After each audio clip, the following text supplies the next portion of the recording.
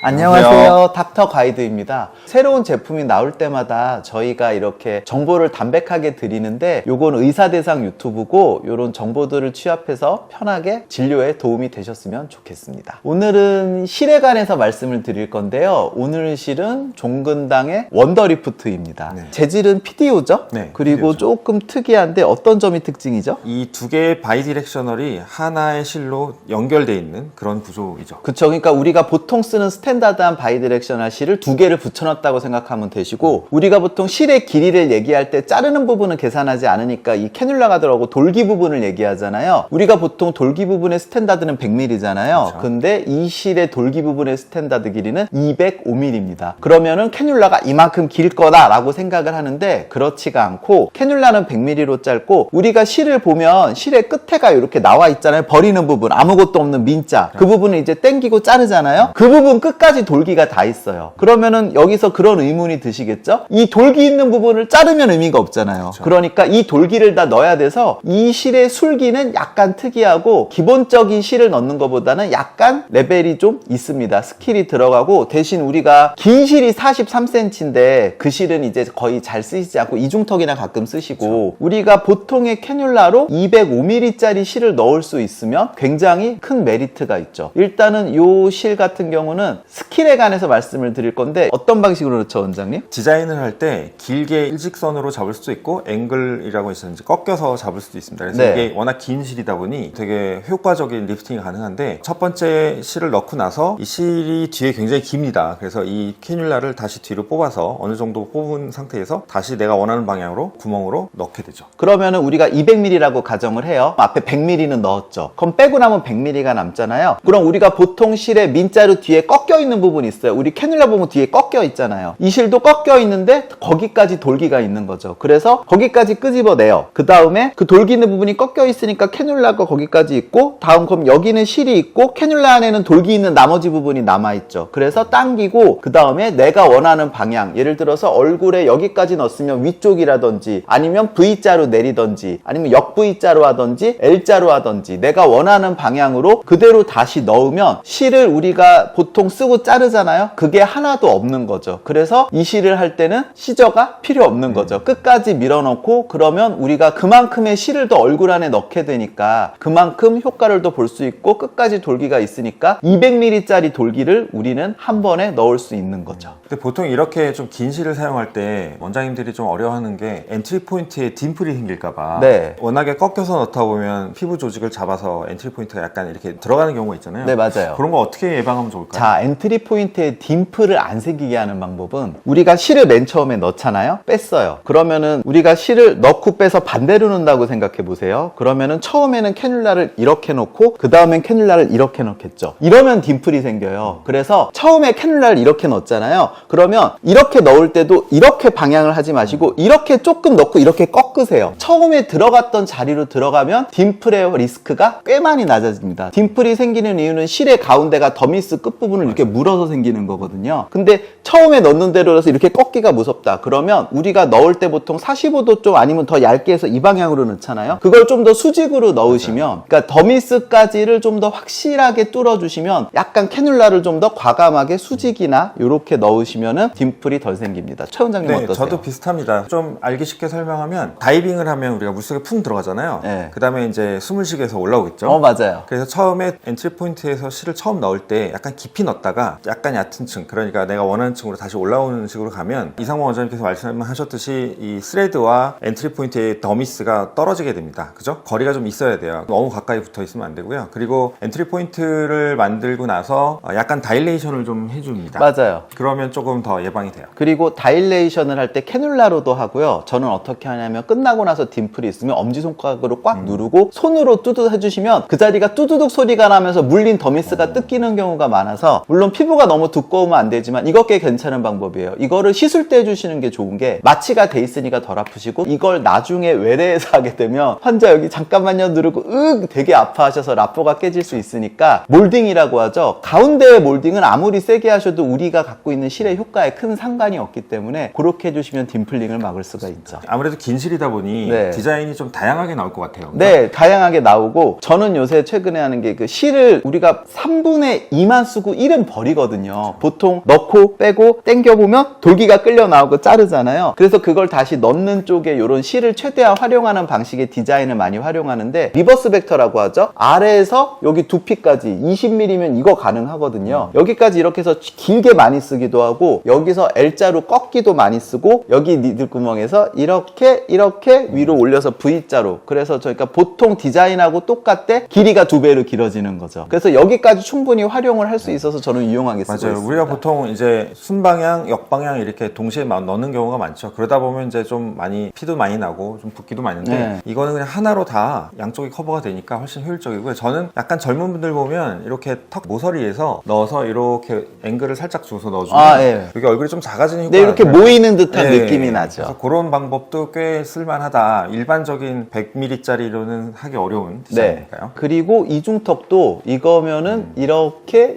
캐뉼라처럼 좀 할 수가 있어서 우리가 보통 양압 니들로 하는데 니들을 얼굴에 넣고 빼고 요게 좀 부담스러우신 분들은 조금 더 쉽게 할 수 있습니다. 단 처음에 빼고 넣고 하는 스킬적인 부분은 약간의 트레이닝이 좀 필요하시죠. 아주 기본적인 실의 그건 아니니까. 하지만 의외로 생각하고 하시면 별로 어렵지 않습니다. 맞아요. 뭐 실을 조금 다뤄보신 분들은 금방 적응하실 것 같은데요. 원장님 보통 네. 얼굴 전체 중하면 리프팅 한다 그러면 몇 개 정도를 사용하시나요? 저는 헤비하게 많이 쓰기를 좀 유명하니까 저는 보통 20줄을 쓰는데 10줄 실을 끝까지 다 넣어서 대부분의 실을 요 바깥쪽에서 몰아서 여기까지 쓰니까 얼굴을 길게 활용하거든요. 그건 선택사항이고 어차피 기니까 보통 실에 2배가 들어가잖아요. 그러니까 저는 한쪽에 4줄 정도에도 보통 실에 8줄 정도니까 좀 많이 쓴다 그러면 한 4-5줄 정도를 한쪽에 써도 이 실은 충분하지 않을까 생각을 물론 합니다. 비용은 일반 실보다는 많이 받으시나요? 근데 다행인 건 실이 2배로 길다고 가격도 2배는 아니거든요. 가격이 물론 기존 실보다 약간은 높지만 꽤 합리적으로 책정돼 있어서 내가 좀 더 헤비하고 리프팅을 할 환자 스펙트럼을 넓히고 이제 기존의 실보다 좀 더 강하게 그리고 강하다는 말에는 또 유지기간도 포함이 되는 거니까 약간 좀 한 단계 발전해서 좀 더 스킬도 늘리고 스펙트럼을 늘리겠다라고 하셨을 때 나쁘지 않은 선택이라고 봅니다. 맞습니다. 이 원더리프트의 제 의견을 말씀드리면 이게 실을 2개가 연결돼 있으니 하나를 넣었는데 2개 넣은 효과다 이렇게 생각하실 수 있는데 사실은 그 이상입니다. 왜냐하면 이상이죠. 아까 우리 이상호 원장님께서 말씀하셨지만 보통 실은 많이 커팅해서 날아가거든요. 근데 이거는 온전히 다 넣기 때문에 훨씬 더 2개 이상의 3배가 되나? 보통 3분의 1은 그쵸. 날리니까.